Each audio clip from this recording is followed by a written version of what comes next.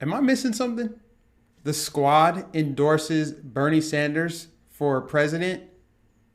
Why? Bernie Sanders is an old white man. The squad are diverse women of color. At the very least, they should be endorsing Elizabeth Warren because she's a woman.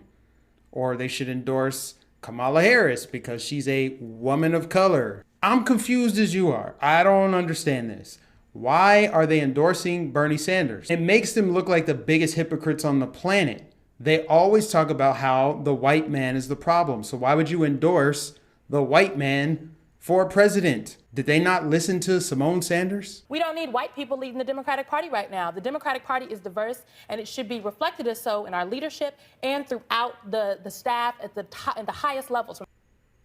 So, I mean, it doesn't make sense, but thanks for showing us just how hypocritical you are.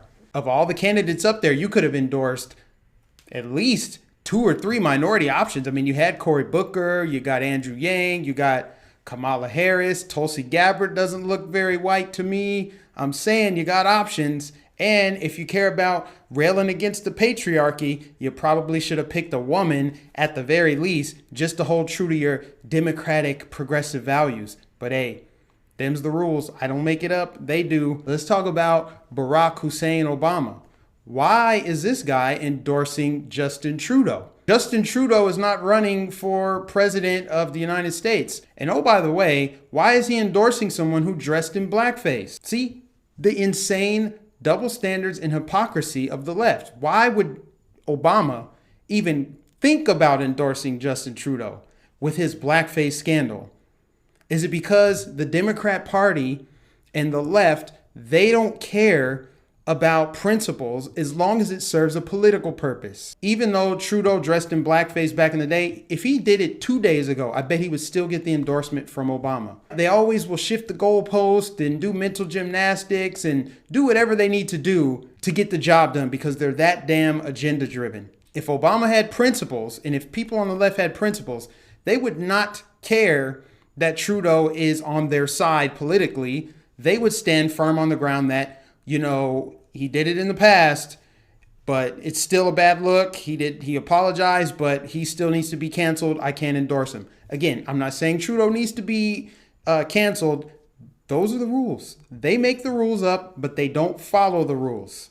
So why would Obama endorse this guy and not endorse his buddy Joe Biden? Why would he not endorse anybody in the Democrat field running? It doesn't make any sense. But again, that's how they roll. Lastly, let's talk about crooked Hillary. The narcissism of this woman is astounding. Why does she think anybody on planet Earth gives a damn about her opinions? When will she slither back into the forest from which she came? She's always out there running her mouth, crying and complaining about losing the 2016 election. Oh, it was this reason and that reason. And, you know, the voters in Michigan, voter suppression and racism and sexism and homophobia and genocide. And she had all these reasons for why she lost, except for the fact that she sucked as a candidate. Nonetheless, she's out there going at Tulsi Gabbard. Tulsi Gabbard is clearly a threat to the establishment. Why else would Google be shutting down her account, blocking her from ads and censoring her? She's not featured in the little screenshots or the thumbnails that they use to promote the Democrat debates. They left Tulsi Gabbard out. They left Andrew Yang out. That's another story. They're like, we need to box out people like Tulsi because she's a threat. She's saying some stuff that could get us in trouble. Like, we need to end these regime change wars. But anyway, she calls out Tulsi Gabbard, calls her a Russian asset. Oh, Russia is just grooming her to be the third party candidate. And all these Russian troll farms and propaganda machines are pushing her and backing her. See, this is the biggest lie ever, too. And this is what the left pushes also. They push this narrative that Russia is somehow this massive threat to the country while completely ignoring that the biggest geopolitical threat to the United States is China. China is who we have to worry about. China is the one that's got Hollywood by the balls and the NBA and our mass media and politicians. Joe Biden, Hunter Biden. Dianne Feinstein had a Chinese spy. You don't think they want to implement a Chinese social credit system over here? Who helped build the one that they have now? Google, big tech, Silicon Valley, all in bed with the Chinese government. During the midterm elections, China actually planted propaganda in the middle of the country to try to undermine Trump and turn the farmers in middle America against him during the trade war, which is still obviously ongoing. But China has already made its influence felt. They have much more to gain from influencing our election than Russia does. Many people don't want to talk about this. This is why I always try to say, zoom out, look at the global stage. China in, I believe, 2049 will be at their 100-year anniversary of their communist revolution. And their goal is to be the biggest force in the world, basically. Their Belt and Roads Initiative is allowing them to spread their influence and their ideology throughout the world. They're slowly colonizing Africa. They're working in the South China Sea. They're trying to obviously overtake Hong Kong, which is grabbing headlines, which that is probably going to happen, unfortunately.